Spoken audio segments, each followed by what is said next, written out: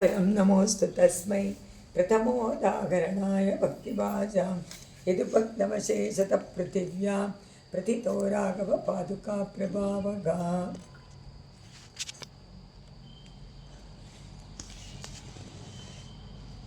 पादुकाप्रभावगा श्रीमते निगमान्तमहादेशिकाय नमः। अस्मद्गुरुभ्यो नमः। अस्मत्परमगुरुभ्यो नमः।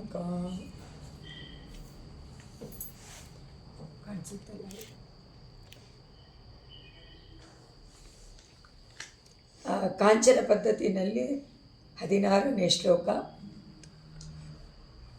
ಕನಕಮಪಿ ತೃಣಂ ಯೇ ಮನ್ವತೆ ವೀತರಾಗಾಗ ತೃಣಮಪಿ ಕನಕಂತೆ ಜಾನತೆ ತ್ವತ್ಪ್ರಕಾಶೈಃ ಮಧುರಿಪುಪದರಕ್ಷೇ ಯತ್ಪದರ್ಥೋಪನೀತ ಪರಿಣಮಯಸಿ ಹೈಮಾನ್ ದೇವಿ ದೂರ್ವಾಂಕುರಾದೀನ್. ಮಧುರಿಪುಪದರಕ್ಷೆ, ಮಧುಕೈಟವರ ರಿಪುವಾದಂತಹ ಶಿವನಾರಾಯಣ ಅವನೇ ರಂಗನಾಥನ ಪಾದುಕಾದೇವಿಗೆ ಪಾದವನ್ನು ರಕ್ಷಣೆ ಮಾಡುವಂಥ ಪಾದುಕೆ. ವೀತರಾಗಾಗ ಯಾರು ಎಲ್ಲ ತಮ್ಮ ರಾಗವನ್ನು ಬಿಟ್ಟಿದ್ದಾರೋ, ರಾಗ ಅಂದ್ರೇನು ಆಸೆಗಳನ್ನೆಲ್ಲ ಯಾರು ಬಿಟ್ಟಿದ್ದಾರೋ ಅವರು ಕನಕಮಪಿ ತೃಣಂ, ಚಿನ್ನವನ್ನು ಕೂಡ ಹುಲ್ಲಾಗಿ ನೋಡುವಂಥ. ತೃಣ ಅಂದರೆ ಹುಲ್ಲು, ಮನ್ಯತೆ ತಿಳಿತಾರೆ. ಇದಕ್ಕೆ ಉದಾಹರಣೆಯೇ ನಾವು ಪ್ರತಿನಿತ್ಯ ಹೇಳುವಂಥ ರಾಮಾನುಜರ ತನೆಯ ಯೋ ನಿತ್ಯ ವಚ್ಚತ ಪದಾಂಬುಜಯುಗ್ಮರುಗ್ಮ ವ್ಯಾಮೋದಗ ತದ್ಯಿತರಾಣಿ ತೃಣಾಯ ಮೇಲೆ. ತದ್ಯಿತರಾಣಿ ಇತರಾಣಿ, ತದಿತರಾಣಿ ಅಂದರೆ ಬೇರೆ ಎಲ್ಲವನ್ನೂ, ಅಚ್ಯುತನ ಪಾದವನ್ನು ಬಿಟ್ಟು ಮಿಕ್ಕಿದ್ದೆಲ್ಲವನ್ನ ಇತರಾಣಿ ತೃಣಾಯ ಮೇಲೆ, ಅದಲ್ಲ ಮೇಲಿಂದ ತೃಣಾಯ ಮೇಲೆ ಹುಲ್ಲಿಗೆ ಸಮನಾಗಿ ನೋಡುವಂಥದ್ದು. ಅಸ್ಮದ್ಗುರೋ ಭಗವತೋಸ್ಯ ದೈಹಿಕ ಸಿದ್ಧೋ ರಾಮಾನುಜಸ್ಯ ಚರಣಂ. ರಾಮಾನುಜರು ಆ ಥರ ಇದ್ದರು, ಎಲ್ಲವನ್ನು ತೃಣದಂತೆ ಅವರಿಗೆ, ಬೇರೆ ಎಲ್ಲ. ಇಲ್ಲಿ ಅದನ್ನೇ ಹೇಳ್ತಾರೆ, ಯಾರು ನಿನ್ನನ್ನು ಸೇವೆ ಮಾಡ್ತಾರೋ ಅವರಿಗೆ ಬೇರೆ ಎಲ್ಲ ಏನು ತೃಣಕ್ಕೆ. ಅಂದರೆ ಸೇವೆ ಮಾಡ್ತಾರೆ, ಬಟ್ ಸೇವೆ ಮಾಡೋಕ್ಕೆ ಮುಂಚೆ ಎಲ್ಲ ರಾಗವನ್ನು ಬಿಟ್ಟಿದ್ದಾರೆ. ಆಸೆಯನ್ನು ಸಂಪೂರ್ಣವಾಗಿ ತೊರೆದು ಪರಮಾತ್ಮನನ್ನೇ ಆಶ್ರಯಿಸಿ ನಿನ್ನಲ್ಲಿ ಪ್ರಪತ್ತಿಯನ್ನು ಮಾಡಿ ನಿನ್ನನ್ನೇ ಸೇವೆ ಮಾಡ್ತಾರೆ ಅಂಥವ್ರಿಗೆಲ್ಲರೂ ತೃಣ. ಅವರಿಗೆ ಏನು ಬೇಕಾಗಿಲ್ಲ, ಅಷ್ಟೇ. ತುಂಬ ಹುಲ್ಲನ್ನು ತತ್ಪ್ರಕಾಶೈಹಿ ಕನಕ, ನಿನ್ನ ಚಿನ್ನದಂತೆ ಇರುವಂಥ ನಿನ್ನ ಒಂದು ಆ ಹೊಳಪು, ಆ ಕಾಂತಿ, ಅದು ಜಾನತೆ. ಅದರಿಂದ ನಿನ್ನನ್ನು ಚಿನ್ನವನ್ನಾಗಿ ನೋಡ್ತಾರೆ. ಚಿನ್ನವನ್ನು ಕಲ್ಲಾಗಿ ನೋಡೋದು, ಕಲ್ಲವನ್ನು ಚಿನ್ನಾಗಿ, ಕಲ್ಲು ಚಿನ್ನ ತಾನೆ ಅಂತ ಇಲ್ಲಿ ಚಿನ್ನವನ್ನಾಗಿ ಜಾನತೆ. ನಿನ್ನ ಚಿನ್ನದ ಕಾಂತಿಗಳಿಂದ ಚಿನ್ನವನ್ನಾಗಿ ನೋಡ್ತಾರೆ. ಚಿನ್ನವನ್ನು ತೃಣವಾಗಿ ನೋಡೋರು ವಿರಕ್ತರು, ಆದರೆ ನಿನ್ನನ್ನು ನೋಡಿದವರು ಕಲ್ಲನ್ನು ಚಿನ್ನವನ್ನಾಗಿ ನೋಡ್ತಾರೆ. ನಿನ್ನನ್ನು ಪೂರ್ತಿ ಚಿನ್ನಮಯವಾಗಿ ನೋಡ್ತಾರೆ, ತಿಳಿತಾರೆ. ಯಾವ ಕಾರಣದಿಂದ? ತದರ್ಥೋಪನಿಷತಾನ್, ನಿನಗೋಸ್ಕರವೇ ದೂರ್ವಾಂಕುರಾದೀನ್. ಇವಾಗ ನಿನಗೋಸ್ಕರ ಸಮರ್ಪಣೆ ಮಾಡೋಕ್ಕೆ ಆ ದರ್ಬೆ ಎಲ್ಲ ತಂದಿರ್ತಾರೋ ಹುಲ್ಲ. ಇಲ್ಲಿ ದೂರ್ವಾಂಕುರಾದೀನ್ ಅಂದರೆ ಎಳೆಗರಿಕೆ ಹುಲ್ಲು. ಎಳೆಗರಿಕೆ ಹುಲ್ಲನ್ನು ಮೊದಲಾದವನ್ನು ಹೈಮಾನ್ ಪರಿಣಮಿಸಿ ನೀನು ಅದನ್ನೆಲ್ಲ ಚಿನ್ನ ಮಾಡಿಬಿಡ್ತೀಯ. ಅಂದರೆ ಅರ್ಥ ಏನು? ದೇವರಲ್ಲಿ ತುಂಬ ಭಕ್ತಿ ಇರುವಂಥವರು, ಆಚಾರ್ಯ ಭಕ್ತಿ ಇರುವಂಥವರು ಎಲ್ಲ ವಸ್ತುವನ್ನು, ಚಿನ್ನವನ್ನು ಕೂಡ ತೃಣವನ್ನಾಗಿ ನೋಡ್ತಾರೆ, ತಿಳಿತಾರೆ. ಅದೇ ರೀತಿ ಅವರ ಹುಲ್ಲನ್ನು ಚಿನ್ನವಾಗಿರುವಂತೆ ನೀನು ಮಾಡಿ, ಅವರು ತಂದಿರುವಂಥ ಆ ಹುಲ್ಲನ್ನು ಚಿನ್ನವಾಗಿ ನೆನೆಯುವಂತೆ ಮಾಡ್ತೀಯ. ಅದರಿಂದ ಅವರಿಗೆಲ್ಲ ಒಂದೇ, ಅವರಿಗೆ ತೃಣನೂ ಒಂದೇ, ಕಲ್ಲು ಒಂದೇ, ಕಾಷ್ಟಾನೂ ಒಂದೇ, ಎಲ್ಲ ಒಂದೇ, ಚಿನ್ನನೂ ಒಂದೇ. ರತ್ನ ತಂದು ಕೊಟ್ರೂ ಅದು ಕಲ್ಲು ಅಂತಾರೆ. ಅದರಿಂದ ನಿನ್ನ ಕಾಂತಿ ಪಚ್ಚೆಯಾಗಿರುವಂಥ ಹುಲ್ಲಿನ ಮೇಲೆ ಬೀಳುತ್ತೆ. ಅವಾಗೇನಾಗುತ್ತೆ? ಅದು ಚಿನ್ನದಂತೆ ಕಾಣಿಸುತ್ತೆ ಅಂತ ಇಲ್ಲಿ ಅವಳು. ನೀನು ಚಿನ್ನಮಯವಾಗಿದೆಯಾ ಅಲ್ವಾ ನೀನು? ಕಾಂಚನ ಪದ್ಧತಿ ಇದು. ಕಾಂಚನ ಅಂದರೆ ಚಿನ್ನ. ಸೊ ಆ ಚಿನ್ನದ ಕಾಂತಿಯನ್ನು, ಕಿರಣವನ್ನು ಸಬ್ಜೆಕ್ಟ್, ವಿಷಯವನ್ನಾಗಿ ಮಾಡಿಕೊಂಡಿದ್ದಾರೆ. ಆ ಕಾಂತಿ ನಾವು ಅನುಭವಿಸ್ಬೇಕಾದ್ರೆ ಎಷ್ಟು ಪಳಪಳ ಹೊಳಿತಾ ಇದೆ ನೋಡು ಅಂತೀವಿ. ಅವ್ರಿಗೆ ಎಲ್ಲನೂ ಹಾಗೆ ಕಾಣಿಸ್ತಾ ಇದೆ. ದೇಶಿಕರಿಗೆ ಯಾವ ವಸ್ತುವಲ್ಲಿ ಇಟ್ಟಿರೋದು ಎಲ್ಲನೂ ಕೂಡ ಪಾದುಕಾದೇವಿಯ ಮಹಿಮೆಯಿಂದ, ಅವಳ ಕಿರಣದ ಪ್ರಕಾಶದಿಂದ ಹುಲ್ಲೂ ಕೂಡ ಚಿನ್ನದಂತೆ ಕಾಣಿಸ್ತಾ ಇದೆ. ಅವ್ರಿಗೆ ಹಂಗೆ ಕಂಡು ಬಂದ ಅದರಿಂದ ಅವ್ರು ಹೇಳ್ತಾರೆ, ನಿನ್ನ ಆರಾಧನೆಗೆ ತಂದಿರ್ತಾರೆ, ಎಳೆಯದಾದ ಹಸಿರು ಹುಲ್ಲನ್ನು ತಂದಿಟ್ಟಿರ್ತಾರೆ. ಆ ಸುವರ್ಣದ ಕಾಂತಿ ಮೇಲೆ ಬಿದ್ದಾಗ ಚಿನ್ನದ ಹೊಳೆಯುತ್ತೆ, ನೀನು ಮಾಡ್ತೀಯ. ಈಗ ದುರ್ವರ್ಣವನ್ನು ಸುವರ್ಣವನ್ನಾಗಿ ಮಾಡುವಂಥದ್ದು ಅವಳಿಗೆ ಗೊತ್ತಿದೆ. ಪಾದುಕ ಪ್ರಭಾವ ಪದ್ಧತಿನೆಲ್ಲ ಅದೇ ಹೇಳಿದ್ರು ಅವರು. ಯಾತಕ್ಕೆ ಅಂದರೆ ಯಾರ್ಯಾರ ಹಣೆಯಲ್ಲಿ ದುರ್ಲಿಪಿ ಬರೆದಿರುತ್ತೋ ಅದನ್ನು ಸುವರ್ಣ ಮಾಡ್ತಾಳೆ. ಅದಕ್ಕೆ ಅವ್ರು ಹೇಳ್ತಾರೆ, ಸುವರ್ಣ ಮಾಡೋದು ಓಕೆ, ದುರ್ವರ್ಣವನ್ನು ಸುವರ್ಣ ಮಾಡ್ತಾರೆ ಅಂದ್ರೇನು? ಮೋಸ ಮಾಡೋರು ಸುವರ್ಣ ಮಾಡಿ ಕೊಟ್ಟು ಬಿಡ್ತಾರೆ. ಅದು ಮತ್ತೆ ಒರಿಜಿನಲ್ ಆಗಿ ಅದು ಅದೇ ಆಗಿಬಿಡುತ್ತೆ, ಕಬ್ಬಿಣದಂತೆ. ಅದಕ್ಕೆ ಅವ್ರು ಹೇಳ್ತಾರೆ, ನೀನು ಧಾತುವಾದ ಯಾವಾಗಾದ ದುಷ್ಟ ಜನರು ಮೋಸ ಮಾಡೋಕ್ಕೆ ಅದು ಯೂಸ್ ಮಾಡ್ಕೊಳ್ತಾರೆ. ನೀನು ಹೆಂಗಮ್ಮ ಇದು ಮಾಡಿಬಿಟ್ಟಿಲ್ಲ ನೀನು ಅಂತ ಯಾವಾಗ ಕಲ್ತ್ಕೊಂಡೆ ಅಂತ ಕೇಳಿ, ಇದು ಮೋಸ ಅಲ್ವಾ ಅಂತಾರೆ. ಈ ಒಂದು ವಿದ್ಯೆಯನ್ನು ಎಲ್ಲಿ ಕಲ್ತ್ಕೊಂಡೆ ನೀನು ಅಂತ, ಯಾವಾಗ ಕಲ್ತ್ಕೊಂಡೆ ಅಂತ. ಆ ರೀತಿ ಇಲ್ಲಿ ಅವ್ರು ಹೇಳ್ತಾರೆ, ಪರಿಣಮಿಸಿ ಹೈಮಾನ್ ದೇವಿ ದುರ್ವಾಂಕುರಾದಿ ಹುಲ್ಲಿನ ಗರಿಕೆಯನ್ನು ಕೂಡ ನೀನು ಸುವರ್ಣಮಯವಾಗಿ ಮಾರ್ಪಾಡು ಮಾಡಿಬಿಡ್ತೀಯಲ್ಲ, ಎಂತಹ ಆಶ್ಚರ್ಯ.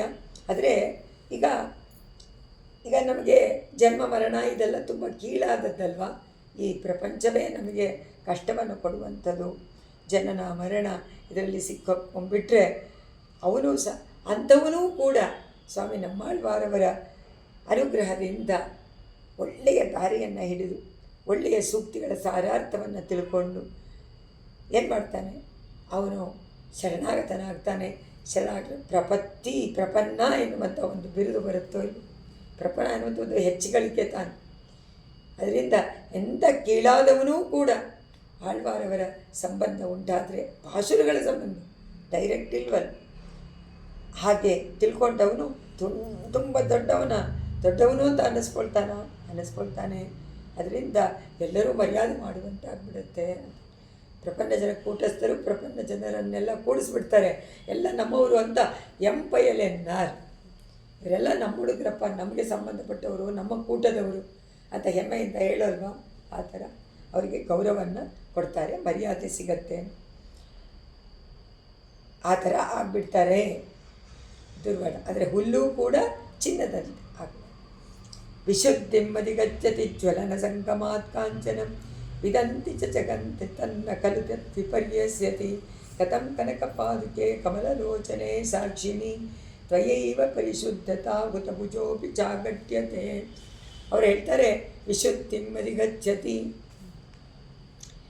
ಲೋಕದಲ್ಲಿ ಚಿನ್ನದಲ್ಲಿ ದೋಷ ಇದ್ದರೆ ಏನು ಮಾಡ್ತಾರೆ, ಅದನ್ನು ತೆಗೆಯೋಕ್ಕೆ ಪುಟದಲ್ಲಿ ಹಾಕ್ತಾರೆ. ಪುಟದಾಕಿದ ಚಿನ್ನ ಅಂದರೆ ಅಗ್ನಿ, ಹುತಭುಜ, ಅದರಲ್ಲಿ ಹಾಕ್ತಾರೆ. ಅದನ್ನು ಕರಗಿಸಿ ಅದರಲ್ಲಿರುವಂಥ ಕೊಳೆಯನ್ನೆಲ್ಲ ತೆಗೆದುಕೊಂಡು ಆಗ ಚಿನ್ನ ಪರಿಶುದ್ಧವಾಗುತ್ತೆ. ಚಿನ್ನದಲ್ಲಿ ದೋಷ ಅಂದರೆ ಏನು? ಲೋಕದಲ್ಲಿ ಏನೇನೋ ಸೇರಿಕೊಂಡಿರುತ್ತೆ ಬೇರೆ ಬೇರೆ. ಅದು ಅಗ್ನಿ ಚಿನ್ನದ ಜೊತೆ ಕೂಡಿದ್ರೆ ಏನು ಮಾಡುತ್ತೆ, ಎಲ್ಲ ಕರಗಿಸಿ ಬೂದಿ ಮಾಡಿಬಿಡುತ್ತೆ, ಎಲ್ಲನೂ ಕರಗಿಸ್ಬಿಡುತ್ತೆ ಹುತಭುಜ. ಆದರೆ ಚಿನ್ನದ ಮಾತ್ರವನ್ನು ಏನು ಮಾಡೋಕ್ಕಾಗ, ಚಿನ್ನ ಮಾತ್ರ ಅದಕ್ಕೇನಾದ್ರಲ್ಲಿ ಹಾಕ್ಬಿಡ್ತಾರೆ, ಅದು ಮಾತ್ರ ಯಾವತ್ತಿಗೂ ಏನೂ ಆಗಲ್ಲ ಅಂತ, ಸುಡೋದಿಲ್ಲ. ಇದ್ರ ಥರ ಚಿನ್ನದಂತೆ, ಅದಕ್ಕೆ ಚಿನ್ನದಂತೆ ಆತ್ಮವನ್ನು ಸುಡೋಕ್ಕಾಗಲ್ವಲ್ಲ, ಅದೇ ಥರ ಅದರಲ್ಲಿ ಉಂಟಾ ಚಿನ್ನದ ಭಾಗ ಮಾತ್ರ ಏನು ಮಾಡೋಕ್ಕಾಗೋದು ಅಂತ ಎಲ್ರಿಗೂ ತಿಳಿದ ವಿಚಾರ ಇದು. ಅದೊಂದು ಮಾತ್ರ, ಬೇರೆ ಲೋಹ ಎಲ್ಲ ಬೂದಿ ಆಗಿಬಿಡುತ್ತೆ, ಅದೊಂದು ಮಾತ್ರ ಆಗಲ್ಲ. ಅಗ್ನಿ ಮತ್ಯಾವುದರಿಂದಲೂ ಚಿನ್ನವನ್ನು ಶುದ್ಧಿ ಮಾಡೋಕ್ಕಾಗಲ್ಲ. ಸುಮ್ಮನೆ ನಾವು ನೀರು ಹಾಕಿದ್ರೆ ಏನಾಗುತ್ತೆ, ಮೇಲುಗಡೆ ಮಾತ್ರ ಹೋಗುತ್ತೆ, ಕೊಳೆ ಎಲ್ಲ ಅದರಲ್ಲೇ ಇರುತ್ತೆ, ಕೊಳೆ ಎಲ್ಲ ಹೋಗಬೇಕಾದ್ರೆ. ಅದರಿಂದ ಅಂತಹ ಅಗ್ನಿ ಸಹ ನಿನ್ನಿಂದ ಪರಿಶುದ್ಧವಾಗುತ್ತೆ. ಅಗ್ನಿ ಕೂಡ ನಿನ್ನಿಂದ ಪರಿಶುದ್ಧ. ಹಾಗಾದರೆ ಚಿನ್ನನೇನು ಮಾಡೋಕ್ಕಾಗಲ್ಲ. ಚಿನ್ನಕ್ಕೇನು ಪಾದುಕಾದೇವಿಯಲ್ಲಿ ಯಾವ ದೋಷವೂ ಇಲ್ಲ, ಎಲ್ಲ ದೋಷವನ್ನು ಹೋಗಲಾಡೋದಕ್ಕೆ ಪಾದುಕೆ ಇರೋದು. ಸೊ ದೋಷ ನೀಗುವಂಥದ್ದು ಸ್ವರ್ಣದ್ದು ಅಗ್ನಿ. ಸೊ ಅಗ್ನಿ ಅಂತೆ ಅಗ್ನಿನೂ ನೀನು ಶುದ್ಧ ಮಾಡಿಬಿಡ್ತೀಯಾ. ವಿಶುದ್ಧಿ ಮಾಪನ್ಯೈ. ಏನು ಆಶ್ಚರ್ಯ! ಅಗ್ನಿ ದೇವತೆಯೂ ನಿನ್ನನ್ನು ತಲೆ ಮೇಲೆ ಧರಿಸಿಕೊಳ್ತಾನೆ. ಯಾಕೆಂದರೆ ನೀನು ಪರಿಶುದ್ಧ ಮಾಡ್ತೀಯ, ಅವನಲ್ಲಿ ದೋಷ ಎಲ್ಲ ಹೋಗುತ್ತೆ. ಎಷ್ಟೇ ದೋಷ ಇದ್ದರೂ ಕೂಡ ಸಜ್ಜನರ ಸಹವಾಸದಿಂದ ದೋಷಗಳೆಲ್ಲ ನಿವೃತ್ತಿಯಾಗುತ್ತೆ. ಅದರಿಂದ ಸಜ್ಜನರ ಸಹವಾಸ ಯಾವುದು ಮಾಡಿಕೊಡುತ್ತೆ ನಮಗೆ? ಆಡ್ಡಾಳು ಹೇಳಿರುವಂಥ 2 ಪಾಶುರ, ಚಿತ್ತಂಚಿರುಗಾಲೆ ವಂಗಕಡಲ್ ಹೇಳಿಬಿಟ್ರೆ ಸಾಕು. ಪ್ರತಿನಿತ್ಯ ನಮ್ಮ ಸಂಪ್ರದಾಯದಲ್ಲಿ ಅದೇ ತಾನೇ ಬಂದಿರೋದು. ಪೂರ್ತಿ ಗೊತ್ತಿರೋದಿಲ್ಲ ತಿರುಪಾವೆ, 2 ಪಾಶುರ ಮಾತ್ರ ಗೊತ್ತು. ಯಾಕೆಂದರೆ ಪ್ರತಿನಿತ್ಯ ಶಾತ್ಮರೆ ಅದೇ ತಿರುಪಾವೆ ಹೇಳಿರ್ತಾರೋ ಇಲ್ವೋ, ಶಾತ್ಮರೆಗೆ ಮಾತ್ರ 2 ಪಾಶುರ ಹೇಳ್ತಾರೆ, ಮಕ್ಕಳಿಗೆಲ್ಲ ಬಂದಿರುತ್ತೆ. ಅದು 2 ಪಾಶುರ ಗೊತ್ತಿದ್ದರೆ ತಾನಾಗೇನೆ ಆಳ್ವಾರವರ ಪಾಶುರಗಳಲ್ಲಿ ಇಂಟ್ರೆಸ್ಟ್ ಬರುತ್ತೆ. ಆಗ ಆಳ್ವಾರವರ ಸೂಕ್ತಿಗಳು ಕೂಡ ಅಗ್ನಿಯಂತೆ ಎಲ್ಲವನ್ನು ಶುದ್ಧಿ ಮಾಡುತ್ತೆ. ಅಗ್ನಿಯನ್ನು ಶುದ್ಧಿ ಮಾಡುವಂಥ ಪಾದುಕಾದೇವಿಯಂತೆ ಚಿನ್ನದಂತೆ ಆಳ್ವಾರವರ ಸೂಕ್ತಿಗಳು. ಅದರಿಂದ ನಮಗೆ ಸತ್ಸಂಗಕ್ಕೆ ಹೋದ್ರೇ ಇದೆಲ್ಲ ಸಿಗತ್ತೆ. ಅದು ಒಂದೊಂದು ಮೆಟ್ಲನ್ನು ಹತ್ತಿಸಿ ಕರ್ಕೊಂಡೋಗಿ ಪರಿಶುದ್ಧತೆಯನ್ನು ಮಾಡಿ ಪರಮಾತ್ಮನಿಗೆ ಸಮರ್ಪಣೆ ಮಾಡೋದಕ್ಕೆ ಅದು ಅರ್ಹತೆ ಉಳ್ಳಂಥದ್ದು. ಇಲ್ಲಾಂದರೆ ಇಲ್ಲ ಅಂತ ಹೇಳ್ತಾರೆ. ಅದರಿಂದ ನಾವು ಪ್ರಯಾಸ ಮಾಡಬೇಕಾಗಿಲ್ಲ. ಸತ್ಸಂಗದಲ್ಲಿ ಹೋಗ್ಬಿಟ್ರೆ ನುಳಿದರೆ ಸಾಕು. ಹೇಗೋ ಅಲ್ಲಿ ಅಲ್ಲಿ ಇರುವಂಥ ದೋಷಗಳನ್ನೆಲ್ಲ ನೋಡಿದೆ, ಅದನ್ನೆಲ್ಲ ನೆಗ್ಲೆಕ್ಟ್ ಮಾಡಿ ಬರೀ ನಮಗೆ ಬೇಕಾಗಿರುವಂಥ ವಿಷಯ ಮಾತ್ರ ಗ್ರಹಿಸ್ಕೊಂಡು ಅಂಥವರ ಸಹವಾಸವನ್ನು ಮಾಡಿಬಿಟ್ರೆ ನಮಗೆ ಯಾವಾಗಲೂ ಒಳ್ಳೆಯದೇ ಆಗುತ್ತೆ. ಮನಸ್ಸು ಶುದ್ಧಿ ಆಗುತ್ತೆ. ಪರಮಾತ್ಮನಿಗೆ ಸಮರ್ಪಣೆ ಮಾಡೋದಕ್ಕೆ ಅಜಾಗವಾಗುತ್ತೆ. ಸಮರ್ಪಣೆ ಮಾಡಿ ಅಪ್ಪ ಈಗ ಕರಿಬೋದು, ಪಾಪ ನನ್ನ ಮನಸ್ಸಲ್ಲೂ ನೀನು ಸದಾ ಇರುವಂತೆ ಆಗಲಿ ಅಂತ ಅವನನ್ನು ಇನ್ವೈಟ್ ಮಾಡಿ ಜೀವನವನ್ನು ಸಫಲಗೊಳಿಸ್ಕೊಳ್ಬೋದು. ಅಂತ ತಾರಾ ಸಂಗ ಪ್ರತಿತ ವಿಭವಾಂ ಚಾರು ಜಾಂಬೂನ ದಾಭಾಂ ತ್ವಾಮಾರೂಢ ತ್ರಿಜ ಮಹಿತಾಂ ಪಾದುಕೆ ರಂಗನಾಥಗ ಸಂಚಾರಿಣ್ಯಾಂ ಸುರಶಿಖರಿಣ ತಸ್ತುಷಾಮೇ ಕಲಾಯಾಂ ಧತ್ತೆ ಮತ್ತದ್ವಿರದಪತಿನ ಸಾಮ್ಯ ಕಕ್ಷಾಂ ಸಮೀಕ್ಷಾಂ. ಅಮ್ಮ ಪಾದುಕಾದೇವಿ ಅತ್ಯುತ್ತಮವಾದ ಚಿನ್ನದಿಂದ ಮಾಡಿರುವಂಥದ್ದು ನಿನ್ನ ದಿವ್ಯ ಶರೀರ. ರಂಗನಾಥ ನಿನ್ನನ್ನು ಧರಿಸಿಕೊಂಡು ವಿಜಯ ಮಾಡುವಾಗ ಮೇರು ಪರ್ವತ ಅಥವಾ ಸ್ವರ್ಣ ಪರ್ವತ, ಆ ಚಿನ್ನದ ಪರ್ವತದಲ್ಲಿ ಒಂದು ಕಡೆ ಒಂದು ಮದ ಆನೆಯೊಂದನ್ನು ಹತ್ತಿಸ್ಕೊಂಡು ಹೋಗುವಂತೆ ಕಾಣ್ತಾ ಇದ್ದಾನೆ. ರಂಗನಾಥನ ಕರ್ಕೊಂಡು ಬರ್ತಾರೆ. ರಂಗನಾಥ ಪರ್ವತದಂತೆ ಆದರೆ ಅವನು ಸ್ವರ್ಣಮಯವಾಗಿ ಕಾಣ್ತಾನೆ. 2 ಒಂದೇ ಥರ ಅಲ್ವಾ? ನಮ್ಮ ಪೆರುಮಾಳ್ ಅವನು ಚಿನ್ನದಂತೆ ಪಳಪಳ ಹೊಡಿತಾ ಇದ್ದಾನೆ, ಅದು ಹೊಡಿತಾ ಇದೆ. ಆದರೆ ರಂಗನಾಥ ಸಾಕ್ಷಾತ್ ಅವನನ್ನು ನೆನೆಸ್ಕೊಳ್ಳಿ, ಯಾಕೆಂದರೆ ಅವನೇ ತಾನೇ ಎದ್ದು ಬರೋದು ಉತ್ಸವ ಮೂರ್ತಿಯಾಗಿ. ಆ ಉತ್ಸವ ಮೂರ್ತಿ ಮೇರು ಪರ್ವತ ಎನ್ನುವಂತಹ ಬೆಟ್ಟದ ಮೇಲೆ ಒಂದು ಮದ ಹಿಡಿದ ಕಪ್ಪು ಆನೆ ಹತ್ಕೊಂಡು ಹೋದರೆ ಹೇಗಿರುತ್ತೋ ಹಾಗೆ ಪಾದುಕಾದೇವಿಯನ್ನು ಹತ್ಕೊಂಡು ಹೋಗ್ತಾ ಇದ್ದಾನೆ ಮೇರು ಪರ್ವತ. ಈಗ ಇನ್ನೊಂದು ನಾವು ಕಲ್ಪನೆ ಮಾಡ್ಕೊಳ್ಳೋಕ್ಕಷ್ಟೇ, ಸ್ವಾಮಿ ದೇಶಿಗರಿಗೆ ಯಾತಕ್ಕೆ ಈ ರೀತಿಯಾದ ಭಾವನೆ ಉಂಟಾಯಿತು ಅಂತ. ಪಾದುಕಾದೇವಿ ನಾವು ಹೇಳುವಂಥ ಶಟಾರಿ ಬೇರೆಯಲ್ಲ, ಪಾದುಕೆ ಬೇರೆಯಲ್ಲ. ಅದರಿಂದ ಪಾದುಕೆ ತೊಗೊಂಡು ಬರ್ತದೆ, ಅದು ಒಂದೇ ಬರುತ್ತೆ ಸಂಚಾರ. ಆದರೆ ನೀವು ನಂಬೆರುಮಾಳನ್ನ ನೋಡಿದಾಗ ಅಥವಾ ಯಾವ ಉತ್ಸವ ಮೂರ್ತಿ ನೋಡಿದಾಗ ಒಂದು ದೊಡ್ಡ ಪೀಠ ಉಂಟು ಕೆಳಗಡೆ. ಪೀಠದ ಮೇಲೆ ಪರಮಾತ್ಮ ವಿಜಯ ಮಾಡಿ, ಆ ಪೀಠಕ್ಕೆ ಪದ್ಮಪೀಠ ಅಂತ ಹೆಸರು. ಅದು ಹೇಗಿರುತ್ತೆ? ಪದ್ಮದ ಬೆಟ್ಟದಂತೆ ಹೀಗಿರುತ್ತೆ ಇಲ್ವಾ? ಸೊ ಆ ಬೆಟ್ಟದ ಮೇಲೆ ಪರಮಾತ್ಮ ನಿಂತ್ಕೊಂಡಿರುವಂತೆ, ಬೆಟ್ಟದ ಮೇಲೆ ಅವನು ನಿಂತ್ಕೊಂಡಿದ್ದಾರೆ. ಯಾಕಂದರೆ ಪಾದಕ್ಕೆ ಮುಂದೆ ಇಟ್ಟಿರ್ತಾರೆ, ಅದ್ರ ಮುಂದೆ ಇಟ್ಟಿರ್ತಾರೆ. ಅದರಿಂದ ಆ ಒಂದು ಆ ಶಠಾರಿಯ ಮೇಲೇ ನಿಂತಿದ್ದಾನೇನೋ ಪರಮಾತ್ಮ ಅಂತ ಕಾಣಿಸುತ್ತಲ್ವ. ಮುಂದೆನೇ ಬಿಜ ಮಾಡಿಸ್ತಾರೆ ಆ ಪಾದಪೀಠದ ಮುಂಚೆ. ಸೊ ಇದಕ್ಕೂ ಆ ಪಾದುಕೆಯ ಮೇಲ್ಗಡೆ ಇರುವಂಥ ಭಾಗಕ್ಕೂ ಪರಮಾತ್ಮನ ಪಾದ ಅಲ್ಲಿರೋದಕ್ಕೂ ಕರೆಕ್ಟಾಗಿರುತ್ತೆ ಹೈಟ್. ಅದರಿಂದ ಹೆಂಗೆ ಅದರಿಂದ ಸ್ವಾಮಿ ದೇಶಿಕರು ಒಂದೊಂದರಲ್ಲೂ ಅದೇ ಥರ ಸ್ತೋತ್ರ. ಇಲ್ಲಾಂದರೆ ನೀವೇನು ಅನ್ಕೋತೀರಾ, ಪಾದಕ್ಕೆ ದೂರ ಇಟ್ಟಿರ್ತಾರೆ ಅದರದ್ದು ಎಲ್ಲಿ ಬಂತು ಅಂತ. ಅಂದರೆ ಸ್ವಾಮಿ ದೇಶಿಕರ ಕಲ್ಪನೆಯನ್ನು ನಾವು ಅರ್ಥ ಮಾಡಿಕೊಳ್ಬೇಕಾದ್ರೆ ಉತ್ಸವಾದಿಗಳಲ್ಲಿ ತುಂಬ ಕಣ್ಣಿಟ್ಟು ಅದನ್ನು ನೋಡಬೇಕು, ಎಲ್ಲವನ್ನೂ ದರ್ಶನ ಮಾಡಬೇಕು. ದೇಶಗಳು ಯಾತಕ್ಕೆ ಈ ಥರ ಹೇಳಿದರು, ಹೇಗೆ ಅವರಿಗೆ ಈ ಒಂದು ಭಾವನೆ ಉಂಟಾಯಿತು, ಯಾತಕ್ಕೆ ಅದು ಪಳಪಳ ಹೊಳಿತಾ ಇರೋದು ಅವರಿಗೆ ಅಷ್ಟು ಕಿರಣಗಳು ಹಾಗೆ ಕಾಣಿಸ್ತು ಅಂತ ನಮಗೆ ಅರ್ಥ ಆಗಬೇಕಾದ್ರೆ ಅಲ್ಲಿ ಹೋಗಿ ದರ್ಶನ ಮಾಡಿ ಅದು ಮಾಡಿದಾಗ ಅದನ್ನು ನೋಡಿ ತಿಳ್ಕೊಳ್ಬೇಕು. ಆಹಾ, ದೇಶಗಳಿಗೆ ಅನುಭವ ಎಷ್ಟು ಚೆನ್ನಾಗಾಗಿದೆಯಲ್ಲ, ನಾವು ಮಾಡಬೇಕಲ್ಲ ಆ ಥರ ಅಂತ. ನಮಗಿಲ್ಲ ಭಾವನೆ ಇಲ್ಲ, ನಮಗೆ ಸಾಕ್ಷಾತ್ತಾಗಿ ರಸಿಕತೆಯೂ ಇಲ್ಲ, ಭಾವುಕತೆಯೂ ಇಲ್ಲ. ಆದರೆ ನಮ್ಮ ಆಚಾರ್ಯರ, ಅದಕ್ಕೋಸ್ಕರನೇ ಆಚಾರ್ಯರ ಜೊತೆಯಲ್ಲಿ ಹೋಗಿ ಪರಮಾತ್ಮನ ದರ್ಶನವನ್ನು ಮಾಡಬೇಕಾದ್ರೆ, ಪರಮಾತ್ಮನ ದರ್ಶನ ಮಾಡದೇ ಇದ್ದರೂ ಓಕೆ, ಇವರು ಹೇಗೆ ಏನಾಗ್ತಾ ಇದೆ, ಇವರು ಹೇಗೆ ಅನುಭವಿಸ್ತಾ ಇದ್ದಾರೆ, ಇವರು ಯಾವ ರೀತಿ ನೋಡ್ತಾರೆ, ಏನು ಸ್ತೋತ್ರ ಹೇಳ್ತಾರೆ, ಏನು ಅವರ ಮನಸ್ಸಿನಲ್ಲಿ ಭಾವನೆಗಳು ಉಂಟಾಗ್ತಾ ಇದೆ ಅನ್ನೋದನ್ನು ನೋಡಿ ನೋಡಿ ತಿಳ್ಕೊಂಡಾಗ ಅವರು ನಮಗೆ ಕೊಟ್ಟಿರುವಂಥ ಸೂಕ್ತಿಗಳಲ್ಲಿ ಅವರ ಅನುಭವ. ಅವರು ಸುಮ್ಮನೆ ನಮ್ಮ ಥರ ಉತ್ಸವವನ್ನು ದರ್ಶನ ಮಾಡ್ತಾರ? ಅವ್ರು ಯಾವುದೋ ಪ್ರಪಂಚದಲ್ಲಿ ಇರ್ತಾರೆ. ಆ ಪ್ರಪಂಚವೇ ಬೇರೆ. ಆ ಪ್ರಪಂಚಕ್ಕೆ ಹೋಗಬೇಕು ಅಂತಂದರೆ ನಾವು ಇದನ್ನು ಪಿಕ್ಚರೈಸ್ ಮಾಡಿ, ನಮಗೆ ಆ ಶಕ್ತಿ ಇಲ್ವಲ್ಲ ಹೋಗೋಕ್ಕೆ. ಅದರಿಂದ ಅಷ್ಟು ಭಕ್ತಿ ಇಲ್ಲ, ವೈರಾಗ್ಯ ಇಲ್ಲ. ಸೊ ನ್ಯಾಚುರಲಾಗಿ ನಮಗೆ ಸಿಗೋ ಚಾನ್ಸೇ ಇಲ್ಲ. ಅದನ್ನೇ ಹೇಳ್ತಾರೆ ಇವರು, ತಾರಾಸಂಗ ಪರ್ವತ ಎನ್ನುವಂಥ ಚಿನ್ನದ ಪರ್ವತದಲ್ಲಿ ಒಂದು ಮದಯಾನೆ ಹತ್ತಿಕೊಂಡು ಹೋಗುವಂತೆ ಕಾಣಿಸ್ತಾ ಇದೆ. ಅಂದರೆ ಈಗ ಪ್ರಣವದಲ್ಲಿ ಹೇಳಿರ್ತಾರಲ್ವ, ಪ್ರಣವದಲ್ಲಿ ಏನು ಹೇಳಿದ್ದಾರೆ, ಪ್ರಣವದಲ್ಲಿ ಅಕಾರ ಪರಮಾತ್ಮ, ಮಕಾರ ಜೀವಾತ್ಮ ಇವರಿಗಿರುವಂಥ ಸಂಬಂಧ ಅಂತ. ತನ್ನಲ್ಲಿ ಯಾರಿಗೆ ಅಪರಿಮಿತವಾದ ಆಸೆ ಉಂಟು, ಅದಿರೋದು ಯಾರಿಗೆ? ನಾವು ನೋಡೋಕ್ಕೋದ್ರೆ ಆಳ್ವಾರ ಆಚಾರ್ಯರಿಗೇನೆ ತುಂಬ ಭಕ್ತಿ. ಅದು ಆ ಆಸೆ ಆಳ್ವಾರನ ಮೀರಿಬಿಟ್ಟಿದೆ. ಆಳ್ವಾರ ಆಸೆ ಮೀರಿದಂಥದ್ದು ಪರಮಾತ್ಮನಲ್ಲಿ ಅಷ್ಟು ಪ್ರೀತಿ ಭಕ್ತಿ. ಅದರಿರುವಂತೆ ನಮಗೂ ದೊರಕಬೇಕಲ್ಲ. ಅದು ಇವಾಗ ಹೇಳಿದ್ನಲ್ಲ ಅನುಭವ, ಅದು ನಮಗೆ ಸಿಗಬೇಕು. ಅದರಿಂದ ಚಿನ್ನದ ಪರ್ವತದ ಮೇಲೆ ಏರ್ತಾ ಉಲ್ಲಾಸವಾಗಿ ನಡ್ಕೊಂಡು ಹೋಗ್ತಾ ಇರುವಂಥ ರಂಗನಾಥ ಆ ಪಾದುಕಾದೇವಿಯನ್ನು ಕರ್ಕೊಂಡು ಬರ್ತಾನೆ. ಪಾದುಕಾದೇವಿ ನಮಗೆ ಆ ಒಂದು ಸಂದರ್ಭವನ್ನು ತೋರಿಸಿಕೊಟ್ಟು, ನಿಮಗೂ ಆಸೆ ಬರಲಿ, ಆ ಥರ ಆಸೆ ಬರಲಿ, ನೀವು ಒಂದು ಮೇರು ಪರ್ವತವಾದರೆ ಆನೆ ಎನ್ನುವಂಥ ಪರಮಾತ್ಮ ನಿಮ್ಮಲ್ಲೂ ಬರ್ತಾನೆ, ಬರ್ತಾನೆ. ಏರಿಟ್ಕೊಳ್ತಾರೋ ಇಲ್ವೋ ಆಳ್ವಾರು, ಏರಿಟ್ಕೊಂಡು ಆಡ್ತಾರೆ. ಆಳ್ವಾರು ಎಷ್ಟೊಂದು ಪಾಶುರಗಳಲ್ಲಿ, ಆದರೆ ಕಡಲ್ ಜ್ಞಾನಂ ಶೈಲೇನು ಜ್ಞಾನ ಅಲ್ವಾ, ಅದರಲ್ಲಿ ಆ ಪದಿಕದಲ್ಲಿ ಹಾಗೆ ಅನುಭವಿಸಿದ್ದಾರೆ.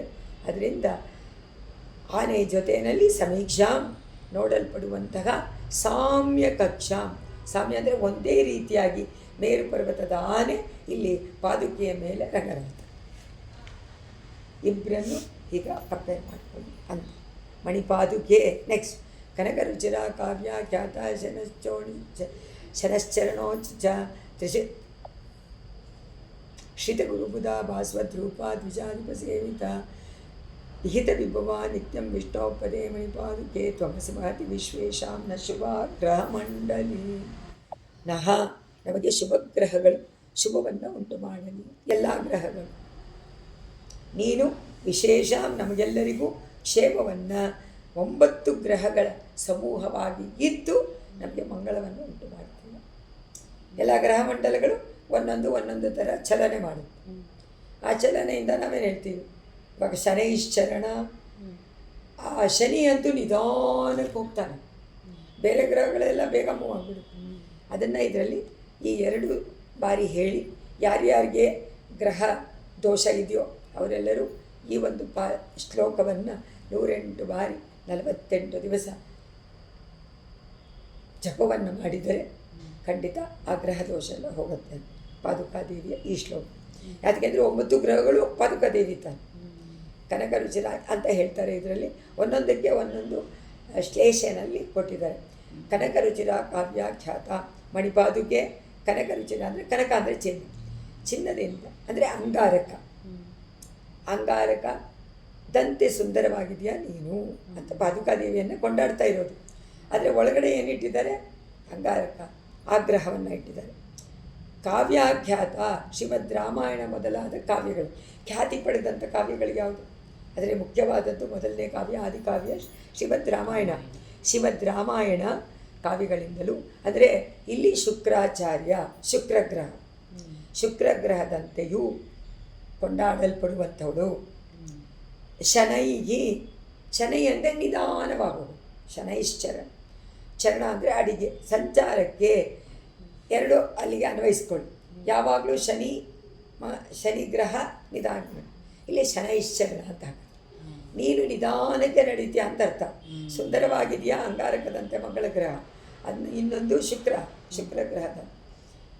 ಈಗ ಸಂಚಾರಕ್ಕೆ ಶನೈಶ್ಚರಣ, ಶನಿದೇವನಿಗೆ ಉಚಿತವಾಗಿರುವಂತಹ ಶ್ರೀತ ಗುರು ಬುಧ, ಆಶ್ರಯಿಸಲ್ಪಟ್ಟ ಗುರು ಆಚಾರ್ಯ ಮತ್ತು ವಿದ್ವಾಂಸರು ಅಂತ ಅರ್ಥ.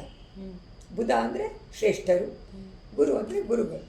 ಅಲ್ಲಿ ಇಲ್ಲಿ ಗುರು ಮತ್ತು ಬುಧ ಗ್ರಹ, ಎರಡು ಗ್ರಹ, ಎಲ್ಲ ಗ್ರಹಗಳ ವರ್ಣನೆ. ಆದರೆ ಹೇಳಿರೋದು ಜ್ಞಾನಿಗಳು, ಆಮೇಲೆ ಗುರುಗಳು, ವಿದ್ವಾಂಸರುಗಳು ಎಲ್ಲರೂ ಕೂಡ ನಿನ್ನನ್ನು ಸ್ತೋತ್ರ ಮಾಡ್ತಾರೆ.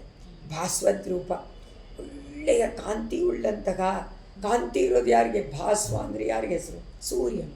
ಸೂರ್ಯಗ್ರಹ, ಸೂರ್ಯನನ್ನು ಹೇಳ್ತಾರೆ. ದ್ವಿಜಾಧಿಪ, ಬ್ರಾಹ್ಮಣ ಶ್ರೇಷ್ಠ ಚಂದ್ರ, ಬ್ರಾಹ್ಮಣರಲ್ಲಿ ಶ್ರೇಷ್ಠನಾದ ಚಂದ್ರ. ಸೊ ಎಲ್ಲ ನವಗ್ರಹಗಳು.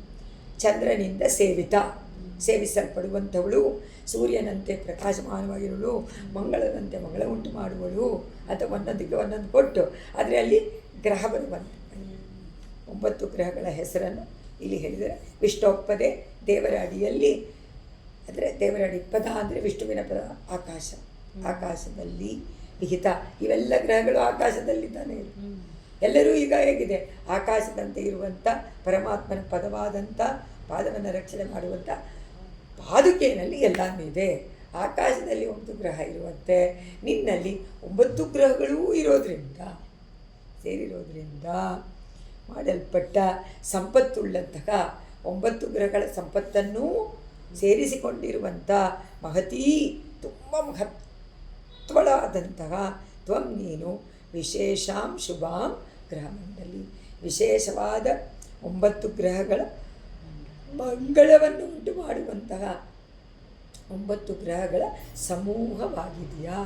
ಸೊ ಎಲ್ಲಿ ಬೇರೆ ಬೇರೆ ಗ್ರಹ ಬಾಧೆ ಇದೆ ಅಂತ ಯಾರ ದೇವತೆಯನ್ನು ಕೇಳ್ಕೋಬೇಕಾಗಿಲ್ಲ.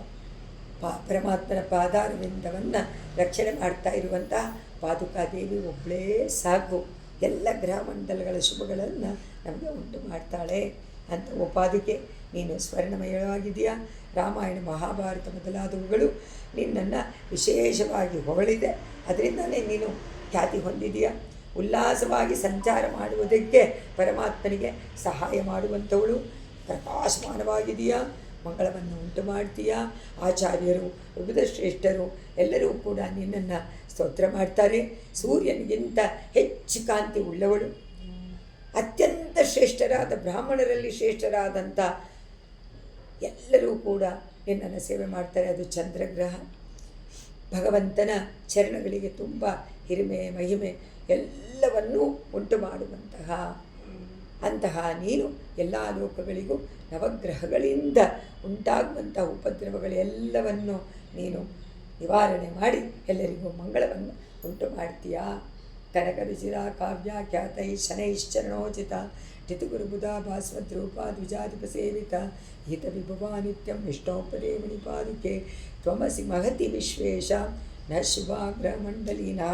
ನಮಗೆ ಶುಭಗ್ರಹಗಳ ಮಂಡಲಿ ಎಲ್ಲ ತರಹದ ಶುಭವನ್ನು ಉಂಟು ಮಾಡುತ್ತೆ ಅಂತ ಹೇಳಿ ಪಾದುಕಾದೇವಿಯನ್ನು ಕೊಂಡಾಡ್ತಾರೆ ಕಾಂಚನ ಪದ್ಧತಿಯಲ್ಲಿ. ಅಂದರೆ ಸದಾಚಾರ್ಯರನ್ನು ಆಶ್ರಯಿಸಿದವರಿಗೆ ಗ್ರಹದ ಪೀಡೆ ಯಾವುದು ಖಂಡಿತ ಬರೋದೇ ಇಲ್ಲ. ಅದೆಲ್ಲ ಇಲ್ಲವೇ ಇಲ್ಲ, ಯೋಚನೆಯೇ ಮಾಡಬೇಕಾದ್ರೆ. ಅದೆಲ್ಲ ನಾವು ಯಾವಾಗ ತೃಣವನ್ನು ಚಿನ್ನ ಅಂತ ನೋಡಿ ಆಸೆ ಪಡ್ತೀವೋ ಆಗ ಕಷ್ಟ, ಆಗ ಎಲ್ಲ ಗ್ರಹಗಳ ಉಪಟಳಗಳು ಉಂಟಾಗ್ಬೋದು. ಆದರೆ ಯಾವಾಗ ತೃಣದಂತೆ ನೋಡ್ತಿರೋ ಎಲ್ಲವನ್ನು ವೈರಾಗ್ಯ ಉಂಟಾದಾಗ, ಪರಮಾತ್ಮನ ಮೇಲೆ ಅಚ್ಯುತನ ಪಾದಾರವಿಂದದಲ್ಲಿ ಭಕ್ತಿ ಉಂಟಾದಾಗ ಏನು ಯಾವ ಗ್ರಹವೂ ಏನು ಮಾಡೋಕ್ಕೆ ಸಾಧ್ಯ ಇಲ್ಲ. ಅದರಿಂದ ಪ್ರಪನ್ನರಿಗೆ ಯಾವ ಕಷ್ಟವೂ ಇಲ್ಲ. ಅದರಿಂದ ಹೇಗಿರ್ಬೋದು? ನಿರ್ಭಯರಾಗಿ ನಿರ್ಭರರಾಗಿ ಏನೂ ಯೋಚನೆ ನೆಮ್ಮದಿಯಿಂದ ಶಾಂತಿಯಿಂದ ಮನಸ್ಸನ್ನು ಸದಾ ಅವನಲ್ಲಿ ಇಟ್ಟು ಆ ಚಿತ್ತದಲ್ಲಿ ಯಾವ ಬೇರೆ ವಿಷಯವೂ ಸುಳಿಯುವುದಂತೆ ನೋಡಿಕೊಂಡು ಇಂದ್ರಿಯಗಳನ್ನು ಅವನ ಮೇಲೆ ಇಟ್ಬಿಟ್ರೆ ಏಕಾಗ್ರತೆಯಿಂದ ಶಾಂತವಾಗಿ ಸದಾ ನಮ್ಮ ಮನಸ್ಸನ್ನು ಇಟ್ಕೊಳ್ಬೋದು. ಇಲ್ಲಾಂದರೆ ಮನಸ್ಸು ಒಂದೊಂದು ಚಿಕ್ಕ ವಿಷಯದಲ್ಲೂ ಕಲಕ ಉಂಟಾಗಿ ಅದಕ್ಕೆ ಏನು ಮಾಡಬೇಕು ಅಂತ ಗೊತ್ತಾಗದೆ ತುಂಬ ಕಷ್ಟಪಡುತ್ತೆ. ಕಷ್ಟ ಯಾವುದರಿಂದ ಉಂಟಾಗುತ್ತೆ? ನಮಗೆ ವಹಿ ಕಾರಣ, ಮನಸ್ಸೇ ಕಾರಣ. ಅದರಿಂದ ಮನಸ್ಸು ಎಲ್ಲದಕ್ಕೂ ಕಾರಣ. ನಮಗೆ ಮಿತ್ರನಾಗೂ ಇರುತ್ತೆ, ಶತ್ರುವಾಗೂ ಆಗುತ್ತೆ. ಯಾವಾಗಲೂ ಅದರಿಂದ ಮನಸ್ಸನ್ನು ಆತ್ಮವನ್ನು ಬಂಧುವನ್ನಾಗಿ ನೋಡಬೇಕು. ಆತ್ಮ ಅಂದರೆ ಮನಸ್ಸು, ಮನಸ್ಸು ಅಂದರೆ ಜ್ಞಾನ. ಸೊ ಜ್ಞಾನದಿಂದಲೇ ನಮಗೆ ಆತ್ಮದ ವಿಷಯ ಗೊತ್ತಾಗುತ್ತೆ ವಿನ ಇದೇ ಪರಮಾತ್ಮನೂ ಇಲ್ಲ, ಆತ್ಮನೂ ಇಲ್ಲ. ಅದರಿಂದ ವೇದ ವಿಹಿತವಾದ ಶಾಸ್ತ್ರ ಉಪದೇಶ ಮಾಡಿರುವಂತಹ ಕಾರ್ಯಗಳನ್ನು ಮಾಡ್ತಾ ಯಾವಾಗಲೂ ಒಳ್ಳೊಳ್ಳೆಯ ಕಾರ್ಯವನ್ನು ಮಾಡೋಕ್ಕೆ ಆಸೆ ಪಡಬೇಕು. ಮನಸ್ಸು ಶ್ರೇಯಸ್ಕರವಾದಂಥ ಕೆಲಸಗಳನ್ನು ಮಾಡಿ ಸದಾ ಪರಮಾತ್ಮ ಚಿಂತನೆ ಮಾಡ್ತಾ ಸದಾ ಎಲ್ಲರಿಗೂ ಸಹಾಯ ಮಾಡ್ತಾ ಶರೀರವನ್ನು ಉಪಯೋಗಿಸ್ಕೊಡ್ಬೇಕಲ್ಲ. ಪರಮಾತ್ಮನಿಗೋಸ್ಕರ ಮತ್ತು ಬೇರೆಯವರಿಗೆ ಸಹಾಯ ಮಾಡೋಕ್ಕೋಸ್ಕರನೇ ಶರೀರ. ಆದರೆ ನಮಗೆ ಕೊಟ್ಟಿದ್ದಾಗೋಯ್ತಲ್ಲ, ಕೃತ್ಯ ಆಯ್ತಲ್ಲ, ಶರಣಾಗತಿಯನ್ನು ಮಾಡಿದ ಮೇಲೆ ಕೃತ್ಯರಾಗೋದು. ಯಾವುದಾದ್ರೂ ಒಂದು ಉಪಾಯವನ್ನು ಮಾಡಿ ಪರಮಾತ್ಮನನ್ನೇ ಸೇರಿಕೊಳ್ತೀನಿ ಅಂತ ಹೊರಟಾಗ ಮಾತ್ರ ಕೃತ್ಯವಾಗುತ್ತೆ ಈ ದೇಹ. ಇಲ್ಲಾಂದರೆ ಈ ದೇಹ ಪ್ರಯೋಜನ ಇಲ್ಲ. ಅದರಿಂದ ಆ ಪ್ರಯೋಜನವನ್ನು ಮಾಡಿ ಈಗ ಆತ್ಮಕ್ಕೆ ಉಪಯೋಗ ಆಗೋಯ್ತಲ್ಲ. ಸೊ ಅದರಿಂದ ಇವಾಗ ಬೇರೆಯವರಿಗೆ ಉಪಯೋಗಕ್ಕೆ, ಅದರಿಂದ ಕಡೆಯ ಆಶ್ರಮದಲ್ಲಿ ತಾನೇ ಅದಾಗುತ್ತೆ ಅಂತ ಅದರಂತೆ ಇದ್ಬಿಡ್ಬೇಕು ಯಾವಾಗಲೂ ಸದಾ ವೈರಾಗ್ಯದಿಂದ.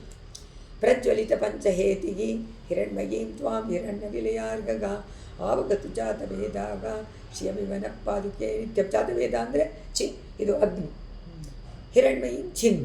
ಸೊ ಹೇಳ್ತಾರೆ, ಕಡೆಗೆ ಮುಗಿಸ್ತಾರೆ ಕಾಂಚನ ಪದ್ಧತಿಯನ್ನು. ಪಾದುಕೆ ಪ್ರಜ್ವಲಿತ ಪಂಚಹೇತಿ, ಪ್ರಕಾಶಮಾನವಾಗಿರುವಂತಹ ಹೇತಿ ರಾಜ ಚಕ್ರ ಮೊದಲಾದ 5 ಆಯುಧಗಳಿಂದ ಕೂಡಿರುವಂತಹ ಪಂಚಾಯುಧಧಾರಿ. ಯಾರು? ಪಂಚಾಯುಧಧಾರಿ ಪರಮಾತ್ಮ. ಇದಕ್ಕೂ 5 ಶಿಖರಗಳಂತೆ ಜ್ವಾಲೆ ಉಂಟು. 5 ಜ್ವಾಲೆ ಅಗ್ನಿ, 5 ಜ್ವಾಲೆಗಳುಳ್ಳಂತ 2 ಅರ್ಥ ಮಾಡಿದ್ದಾರೆ. ಹಿರಣ್ಯ ವಿಲಯಾರ್ಘ, ಹಿರಣ್ಯ ಕಶಿಪುವನ್ನು ಕೊಲ್ಲಕ್ಕೆ ತಕ್ಕುದಾದಂತಹ ಚಕ್ರವನ್ನು ಅಂತ ಅರ್ಥ. ಹಿರಣ್ಯ ಅಂದರೆ ಚಿನ್, ಅಲ್ಲಿ ಹಿರಣ್ಯ ಕಶಿಪುವನ್ನು ಕೊಂದದ್ದು, ಇಲ್ಲಿ ಹಿರಣ್ಯವನ್ನು ಕರಗಿಸುವಂತಹ ಜಾತವೇದ ಭಗವಂತ. ಜಾತವೇದ ಅಂದರೆ ಅಗ್ನಿ. ಹಿರಣ್ಯವನ್ನು ಕರಗಿಸೋದು ಯಾರು? ಅಗ್ನಿ. ಅದ್ರ 2 ಅರ್ಥ ಶ್ಲೇಷ. ಅಗ್ನಿಯನ್ನು ಹಿರಣ್ಮಯಿ, ಚಿನ್ನದಿಂದ ತುಂಬಿರುವಂಥ ಮಯಟ್ ಪ್ರತಿ ಅಂದರೆ ಚಿನ್ನವೇ ಪೂರ್ತಿ ಆಗಿರುವಂತಹ ಶ್ರಿಯಮಿವ, ಸಂಪತ್ತಿಂದ ಕೂಡಿರುವಂಥ ಚಿನ್ನವಾಗಿರುವಂಥ ತ್ವಾಂ ನಿನ್ನನ್ನು ನಹ ನಮಗೆ ನಿತ್ಯಂ ಆವಗತು ಯಾವಾಗಲೂ ಆವಗತು ಕೊಡುವಂತಾಗಲಿ. ಚಿನ್ನದಂಥ ಪರಿಶುದ್ಧತೆ, ಚಿನ್ನವನ್ನು ಅಗ್ನಿಯನ್ನು ಪರಿಶುದ್ಧ ಮಾಡುವಂತಹ ನೀನು ನಮಗೆ. ನಾವು ಆಚಾರ್ಯರಲ್ಲಿ ದೇವರನ್ನು ಕೇಳಲಿಲ್ಲ, ದೇವರಲ್ಲಿ ಆಚಾರ್ಯರನ್ನು ಕೇಳ್ತೀವಿ. ಒಳ್ಳೆಯ ಆಚಾರ್ಯರನ್ನು ಕೊಡಪ್ಪ ಅಂತ ಕೇಳಿ. ಹಾಗೆ ಅದರಿಂದ ಪಾದುಕೆ ಅಗ್ನಿದೇವನನ್ನು ನೀವು ಅಗ್ನಿ ಯಾವಾಗಲೂ ಏನು ಕೊಡುತ್ತೆ? ಹೋಮಾದಿಗಳೆಲ್ಲ ಮಾಡಿದರೆ ಸಂಪತ್ತು, ಐಶ್ವರ್ಯ. ಸೊ ಸಂಪತ್ತನ್ನು ಕೊಡುತ್ತೆ ಅಂತ ಶಾಸ್ತ್ರ ಹೇಳಿದೆ. ಆದ್ದರಿಂದ ಯಾರ ಅಗ್ನಿಯನ್ನು ಧ್ಯಾನ ಮಾಡೋರಿಗೆ ಸಂಪತ್ತು ಬಂದೇ ಬರುತ್ತೆ. ಅಗ್ನಿಹೋತ್ರಾದಿಗಳನ್ನು ಮಾಡಿದರೆ ಯಾರು ಕೊಡೋದು ಸಂಪತ್ತನ್ನು? ಪರಮಾತ್ಮ. ಆ ಪರಮಾತ್ಮ ಬೇರೆ ಯಾರೂ ಅಲ್ಲ, ರಂಗನಾಥ. ಆ ರಂಗನಾಥನು ಯಾವಾಗಲೂ ನಮಗೆ ಆಚಾರ್ಯರನ್ನು ಕೊಡಬೇಕು. ಒಳ್ಳೆಯ ನಾಟಿನಾನ್ ದೈವಮೈಂಗೊಂ ನಲ್ಲದೋರು ಅರುಳ್ ತನ್ನಾಲೆ ಕಾಟಿನಾನ್ ತಿರುವರು ಉಯ್ಬವರೆಗೆ ಉಯ್ಯುಮಣ್ಣು. ಯಾರು ಜೀವನವನ್ನು ಚೆನ್ನಾಗಿ ನಡೆಸಬೇಕು, ಬಾಳ್ವೆ ಮಾಡಬೇಕು, ಗೋಳಾಗಬಾರ್ದು ಅಂತ ಇರ್ತಾರೋ ಅವರಿಗೆ ಬಾಳ್ವೆ ಯಾವುದರಿಂದ ಉಂಟಾಗುತ್ತೆ? ಒಳ್ಳೆಯ ಆಚಾರ್ಯರಿಂದ. ಒಳ್ಳೆಯ ಆಚಾರ್ಯರನ್ನು ತೋರಿಸುವಂಥವನು ಶ್ರೀರಂಗನಾಥನ ಪಾದವನ್ನು ಕಾಪಾಡುವಂಥವಳು ಪಾದುಕಾರಿ. ಯಾರು ತೋರಿಸ್ತಾರೆ ಒಳ್ಳೆಯ ದಾರಿಯಲ್ಲಿ? ಪಾದುಕಾರಿ. ಅದರಿಂದ ಅವರನ್ನು ಸದಾ ಧ್ಯಾನ ಮಾಡಬೇಕು, ಸದಾ ಬಾಯಿಂದ ಹೊಗಳಬೇಕು, ಅವರ ಸೇವೆಯನ್ನು ಮಾಡಬೇಕು, ಅವರನ್ನು ಸಂದರ್ಶನ ಮಾಡಬೇಕು. ಧ್ಯಾನದಲ್ಲಿ ಆಚಾರ್ಯರನ್ನು ಸದಾ ಅವರ ನಾಮವನ್ನು ಹೇಳ್ತಾ ಇರಬೇಕು ಅಂತಾರೆ. ಅವರು ಏನೇನು ಉಪದೇಶ ಮಾಡಿರ್ತಾರೋ ಅದನ್ನೆಲ್ಲ ಮೆಲುಕು ಹಾಕ್ತಾ ನಿಧಿಧ್ಯಾಸನ ಮಾಡ್ತಾ ಇದ್ದರೆ ಏನಾಗುತ್ತೆ, ಕಿವಿಯಿಂದ ಕೇಳೋದಾಗಲಿ, ದರ್ಶನ ಮಾಡೋದಾಗಲಿ, ಬಾಯಿಂದ ಹೇಳೋದಾಗಲಿ, ಆಚಾರ್ಯರ ಮಹಿಮೆಯನ್ನು ಇದೆಲ್ಲವೂ ಕೂಡ ನಾವು ಮಾಡೋಕ್ಕಾಗಲ್ಲ. ಪರಮಾತ್ಮನನ್ನು ಬೇಡ್ಕೋಬೇಕು, ಕೊಡಪ್ಪ ಆಚಾರ್ಯ ನಿಷ್ಠೆ, ಚರಮ ನಿಷ್ಠೆ ನನಗೆ ಬರಲಿ ಅಂತ ಪರಮಾತ್ಮನನ್ನು ಕೇಳ್ಕೊಳ್ಳೋದ್ರಲ್ಲಿ ತಪ್ಪಿಲ್ಲ. ನಿನ್ನ ಭಕ್ತಿ ಬೇಕು ಅಂತಿಲ್ಲ, ಆಚಾರ್ಯ ಭಕ್ತಿ ಕೊಡು, ಯಾಕಂದರೆ ಅವನೇ ಕೊಡುವಂಥ, ದೇವರನ್ನು ಕೊಡುವಂಥವರು ಆಚಾರ್ಯರು. ಆದರೆ ಆಚಾರ್ಯರನ್ನು ತೋರಿಸಿಕೊಡುವಂತಹ, ಆಚಾರ್ಯರಲ್ಲಿ ಭಕ್ತಿ ಮಾಡುವಂಥದ್ದನ್ನು ಹೇಳುವಂಥವನು ಯಾಕಂದರೆ ಅವನಿಗೆ ಗೊತ್ತಿಲ್ವಂತೆ ಆಚಾರ್ಯರು ಮಾಡುವಂಥ ಉಪಕಾರಕ್ಕೆ ಏನು ಪ್ರತ್ಯುಪಕಾರವಾಗಿ ಏನು ಕೊಡಬೇಕು ಅಂತ. ಅದರಿಂದ ದೇವರಲ್ಲಿ ಆಚಾರ್ಯರನ್ನು ಕೇಳಿಕೊಂಡು ಆಚಾರ್ಯ ಸಿಕ್ಕಾಯಿತು. ಅದರಿಂದ ಆಚಾರ್ಯರಲ್ಲಿ ಭಕ್ತಿ, ಆ ನಿಜವಾದ ಸಂಪೂರ್ಣವಾದ ಪ್ರತಿಪತ್ತಿ ಉಂಟಾಗಲಿ ಅಂತ ಭಗವಂತನಲ್ಲಿ ಪಾದುಕಾದೇವಿಯಲ್ಲಿ ಕೇಳ್ಕೊಳ್ತಾ ಇದ್ದಾರೆ ಸ್ವಾಮಿ ದೇಶಿಕರು. ಹೇಳಿಕೊಂಡು ಮಂಗಳಾಚರಣೆಯನ್ನು ಮಾಡ್ತಾರೆ. ಮೊದಲು ಮಂಗಳ ಪ್ರಪತ್ತಿ, ಮತ್ತೆ ಇಲ್ಲಿ ಮಂಗಳವನ್ನು ಹಾಡಿ ಮಂಗಳವನ್ನು ಉಂಟು ಮಾಡಲಿ.